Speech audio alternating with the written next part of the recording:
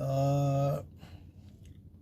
चतरा लोकसभा क्षेत्र से हमारा कोई राजनीतिक संबंध नहीं है, बल्कि व्यक्तिगत और पारिवारिक संबंध है। 1991 से मैं वहाँ चुनाव लड़ रहा हूँ। 2 पार्लियामेंट चुनाव छोड़ करके लगातार मैं चुनाव वहाँ लड़ते रहा हूँ और वहाँ मैं लगातार इधर 8 दिन का मेरा कार्यक्रम है। सभी प्रखंड वाइज जितने भी सामाजिक कार्यकर्ता पॉलिटिकल जो लोग हैं सबसे मैं मिल रहा हूँ और सबसे राय मशविरा कर रहा हूँ कि कैसे चुनाव जीता जाए। और 3 दिन से लगातार मैं घूम रहा हूँ। काफ़ी बढ़िया रिस्पॉन्स है।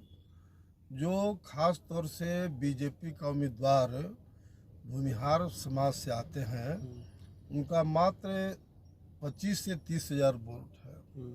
उसी तरह से कांग्रेस का जो उम्मीदवार है त्रिपाठी जी, उनका भी ब्राह्मण का मुश्किल से 20 से 25 हज़ार वोट है। तो टोटल 20 लाख वोटर में करीब 1 लाख के आसपास सवर्ण समाज का वोट है। बाकी तमाम बैकवर्ड, दलित, माइनॉरिटीज और ट्राइबल्स है, आदिवासी है।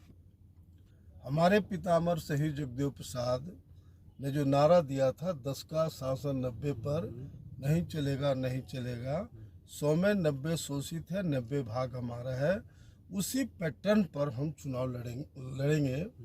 और 1 मई को सब क्षेत्र का तमाम लोग से राय मशविरा करने के बाद 1 मई को हम लोग नॉमिनेशन करेंगे।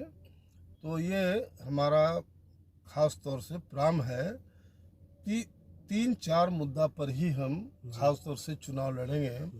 पहला मुद्दा है कि चतरा फील्ड फायरिंग रेंज जब हम सांसद बने थे उस समय भी हुआ था।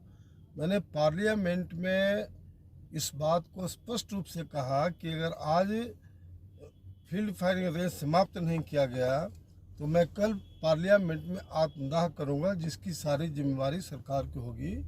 और देर सरकार ने फील्ड फायरिंग रेंज पर रोक लगा दिया था।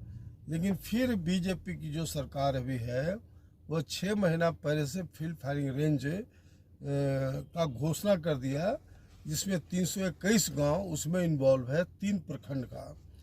वो वहाँ तीनों प्रखंड में किसी जाति संप्रदाय के लोग हैं। सब लोग एक तरह से अल्लाह और भगवान के रूप में मुझे मानते हैं। और सबके दिमाग में बैठा हुआ है कि बात कि जब तक नागमणि जी यहाँ के सांसद नहीं होंगे तो फील्ड फायरिंग रेंज ख़त्म नहीं होगा, सब लोग को विस्थापित होना पड़ेगा। तो ये मेरा कमिटमेंट है कि वहाँ की जनता का आशीर्वाद और दुआ मिला तो फील्ड फायरिंग रेंज को एट एनी कॉस्ट समाप्त करने के लिए अगर मुझे पार्लियामेंट में आत्मदाह भी करना पड़ेगा तो मैं पीछे नहीं हटूँगा। नंबर 1। नंबर 2 की जो चतरा जब हम एमपी थे तो मात्र 1 पिपरवार कोइलवरी था। अब 4-5 कोइलवरी टंडवा और बालूमाथ के इलाका में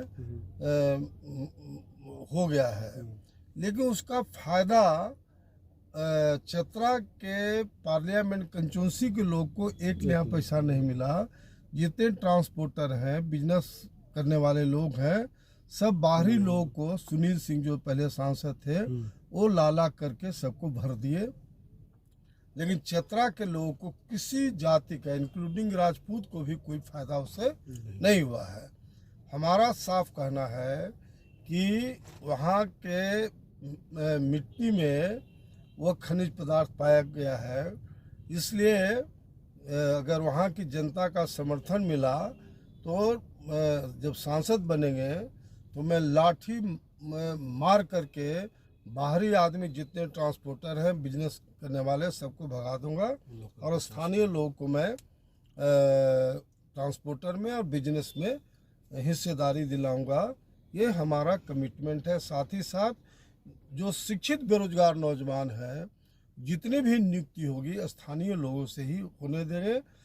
ये इससे नीचे हम समझौता नहीं कर सकते हैं।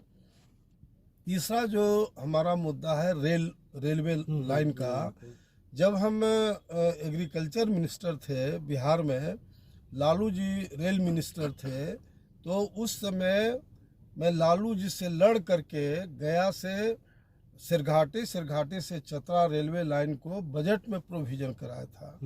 लेकिन दुख की बात है कि 15 साल बीत गया, अभी तक जमीन का अधिग्रहण भी नहीं हुआ। ये है पहले के सांसदों का खेल।